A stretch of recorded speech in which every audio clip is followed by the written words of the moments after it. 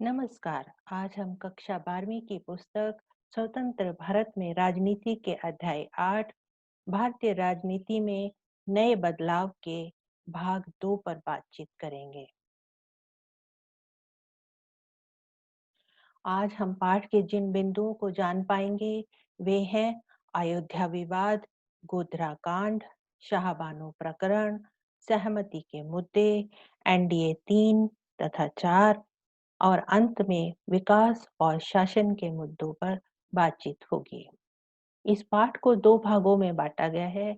इस वीडियो में अयोध्या विवाद, गोधरा कांड, शाहबानो प्रकरण, सहमति के मुद्दे, एनडीए 3 और 4 और विकास और शासन के मुद्दों के बारे में चर्चा करेंगे।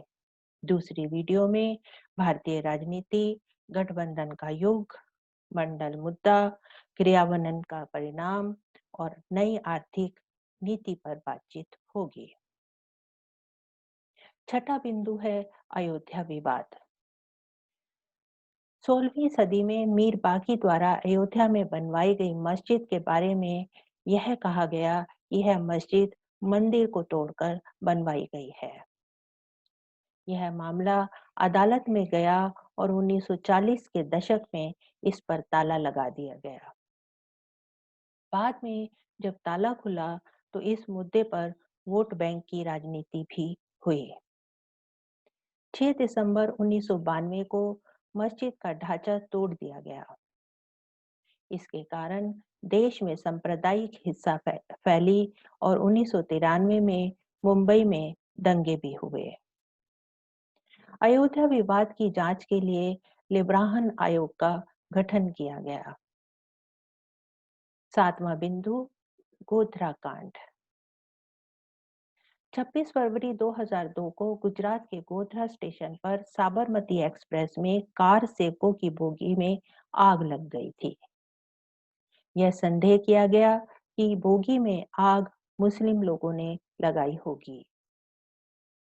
अगले ही दिन गुजरात में बड़े पैमाने पर मुस्लिम लोगों के खिलाफ हिंसा शुरू हो गई। यह लगभग 1 महीने तक चली और 1100 व्यक्ति मारे गए। 8वां बिंदु शाहबानो प्रकरण। शाहबानो एक मुस्लिम महिला थी जिसे तलाक के बाद पति ने गुजारा भत्ता देने से इनकार कर दिया था। सर्वोच्च न्यायालय के अनुच्छेद 44 समान नागरिक संहिता के तहत शाहबानो को पति के द्वारा गुजारा भत्ता देने का निर्देश दिया गया। 9वां बिंदु विभिन्न दलों में सहमति के मुद्दे। नई आर्थिक नीति पर सहमति विभिन्न दलों के सहमति के मुद्दों में से एक था पिछड़ी जातियों के राजनीतिक और सामाजिक दावों की स्वीकृति, क्षेत्रीय दलों की भूमिका व साझेदारी को स्वीकृति, विचारधारा की जगह कार्य सिद्धि पर जोर। विभिन्न दलों की सहमति के मुद्दे हमेशा से रहे हैं। 10वां बिंदु नेशनल डेमोक्रेटिक अलायंस मतलब एनडीए 3 और 4 के बारे में चर्चा करते हैं। प्रधानमंत्री नरेंद्र मोदी के नेतृत्व में भारतीय जनता पार्टी ने मई 2014 के लोकसभा चुनावों में भारतीय राजनीति में 30 वर्षों के बाद बहुमत प्राप्त किया तथा केंद्र में एक पूर्ण बहुमत वाली मजबूत सरकार की स्थापना हुई और इसे एनडीए 3 कहा गया तथा 2014 में बीजेपी की अगुवाई में गठबंधन की सरकार पिछली गठबंधन की सरकारों से बहुत ही अलग थी।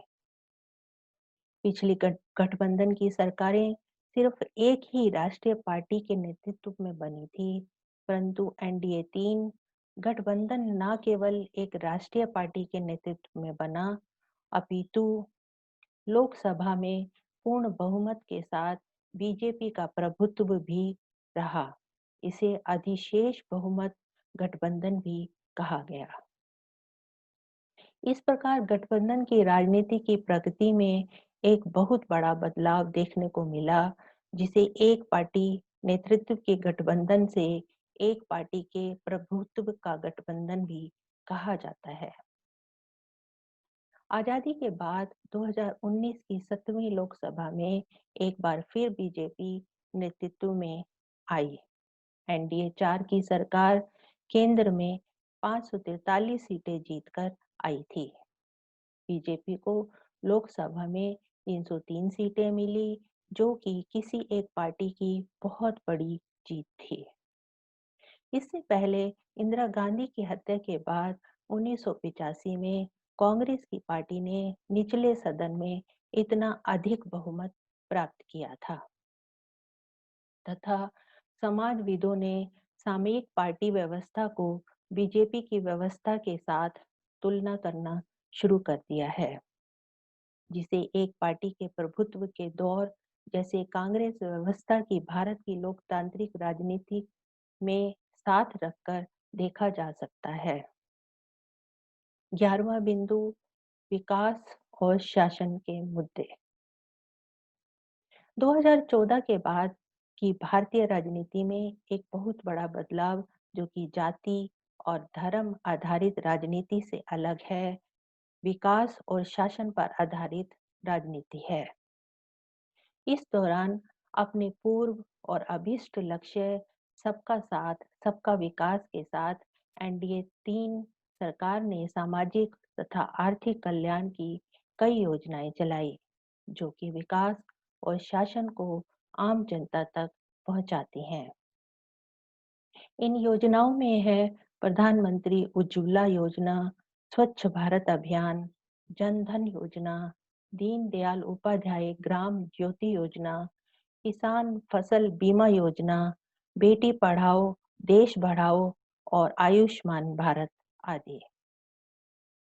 इन सभी योजनाओं का आशय था शासन प्रबंध को आम आदमी की दहलीज तक ले जाना, ताकि ग्रामीण घरों, महिलाओं तथा दूसरे लाभ प्राप्तकर्ताओं को सरकार की योजनाओं का अधिक से अधिक फायदा मिल सके।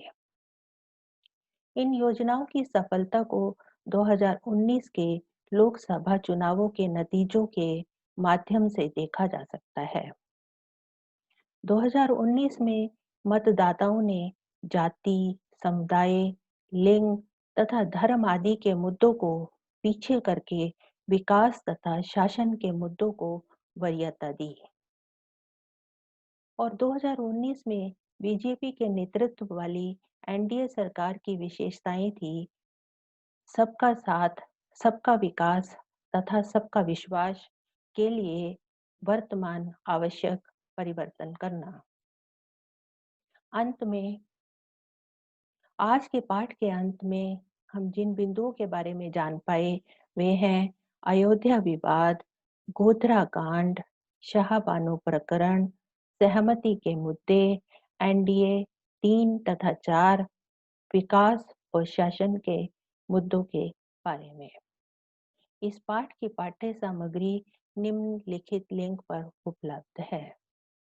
अगली वीडियो में अगले पाठ की चर्चा करेंगे।